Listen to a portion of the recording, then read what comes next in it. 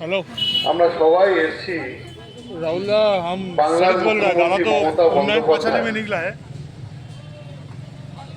2011 সালে हम बोल दे रहे हैं, हो जाएगा। বাংলার আপামর জনতাকে लंच সামনে टाइम में নিয়ে थोड़ा फ्री हो जाए।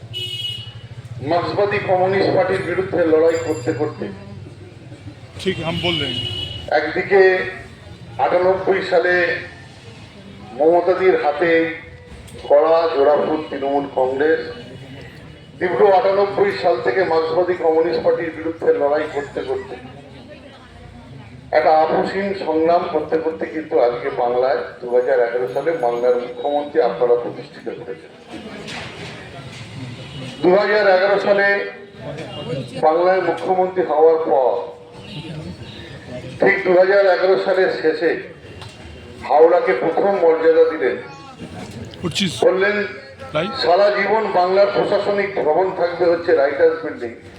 আমি হাওড়ার মানুষকে সব থেকে বেশি সম্মান দিলাম, প্রথম নবান্ন তৈরি করলেন এই হাওড়ার বুকে, বললেন হাওড়া থেকে সারা বাংলা চলবে, তার নাম মুখ্যমন্ত্রী মমতা বন্দ্যোপাধ্যায়। হাওড়ার শিক্ষিত মানুষ, হাওড়ার শ্রমজীবী মানুষ, হাওড়ার খেটে খাওয়া মানুষ, তাদেরকে সম্মান দিলেন। তিল করতে করতে আজকে 15টা বছর কেটেছে। আমরা মার্ক্সবাদী কমিউনিস্ট পার্টির বিরুদ্ধে লড়াই করেছি দীর্ঘ সংগ্রামের সাথে। আমরা 2001 সালে বিধানসভা নির্বাচন দেখেছি, বামফ্রন্ট জয়ী হয়েছে। তার আগে 1996 সালে বামফ্রন্ট জয়ী হয়েছে। 2001 সালের পর 2007 সালে আবার বামফ্রন্ট জয়ী হয়েছে। কিন্তু আমরা কোনোদিন কোনো মুখ্যমন্ত্রীকে দেখিনি, সে জ্যোতি বসু হোক আর বুদ্ধদেব ভট্টাচার্য হোক না কেন, যে পাড়ায় পাড়ায় তিনি কি কাজ করেছেন, তার সরকার কি কাজ করেছে, সেটা পাড়ার মানুষকে জানাবে। আমরা গর্ব করে মাথা উঁচু করে আজকে রাস্তায় নেমেছি এই কৈবর্ত পাড়ায় 6 নম্বর ওয়ার্ডে এলাকার মানুষকে জানান দিতে যে বাংলার মুখ্যমন্ত্রী কি করেছে।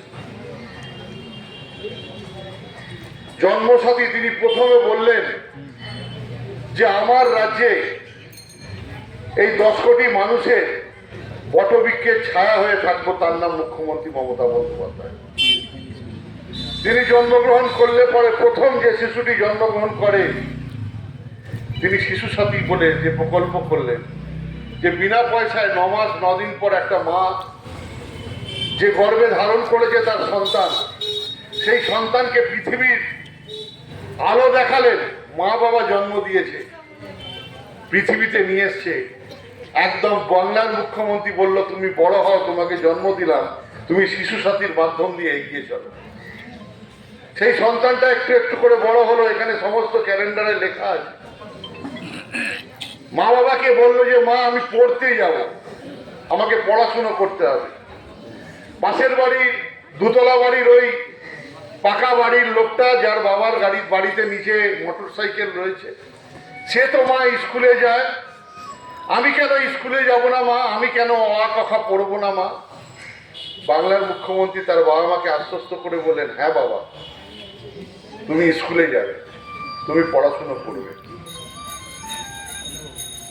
বাংলার মুখ্যমন্ত্রী প্রত্যন্ত গ্রামে, গ্রাম থেকে শহর, পাহাড় থেকে জঙ্গল, প্রত্যেকটা প্রাইমারি স্কুলের ঘরে বাচ্চাদের পড়ালেখা করার জন্যে জুতো, মোজা, জামা কাপড়, এবং শুধু তাই নয়,